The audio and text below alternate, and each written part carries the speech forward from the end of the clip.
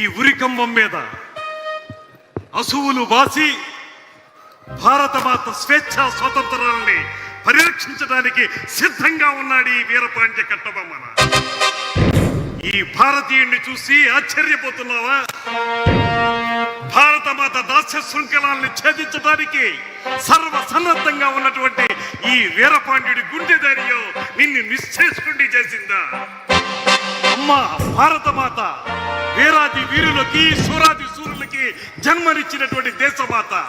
నీ పవిత్రత ఈ దుర్మార్గులకి ఏమర్థం అవుతుంది? నీ మహోన్నత రూపం, నీ మహనీయ రూపం ఈ ఆంగ్ల పాలకులకి ఎలా అర్థం అవుతుంది? వేలాది సంవత్సరాలకి క్రితమే ఈ జగతికి వెలుగులు నింపినటువంటి నీ దివ్యత్వాన్ని ఈ దుష్ట పాలకులు ఎలా తెలుసుకోగలుగుతారు?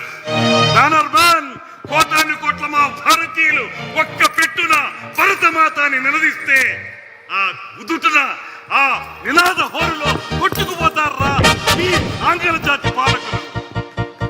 బ్యానర్ మ్యాన్, సాగనివ్వు, ఇంకా సాగనివ్వు, నీ దుష్టత్వాన్ని సాగనివ్వు, నీ దుర్మార్గాన్ని కొనసాగనివ్వు. మేమే కాదు, ఈ భూమిలో వెల్లు గడ్డి కూడా విచ్చు కత్తులై మీ అడుగుల్ని ముందుకు పడనివ్వకుండా ఆపుతాయి. అంతేకాదు మీ దుష్ట పాలనని ఖండ ఖండాలుగా నరికి ఆ రక్తంతో ఈ నేలని అభిషేకిస్తాయి.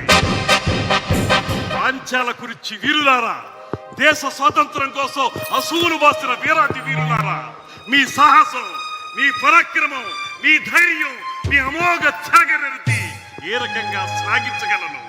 మీరందరూ చూపించిన పరాక్రమం ఏ రకంగా బహుకృతులు ఇవ్వగలను?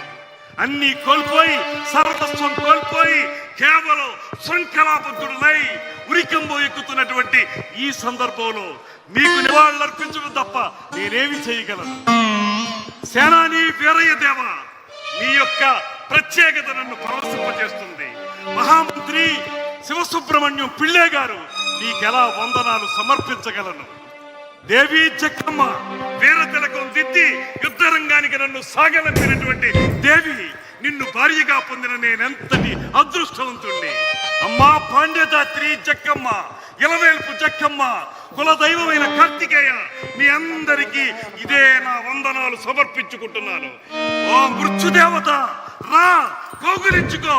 ఈ దేశం కోసం వీర పాండ్యుడు వీరమరణం పొందడానికి సిద్ధంగా ఉన్నాడు. జై భరతమాత.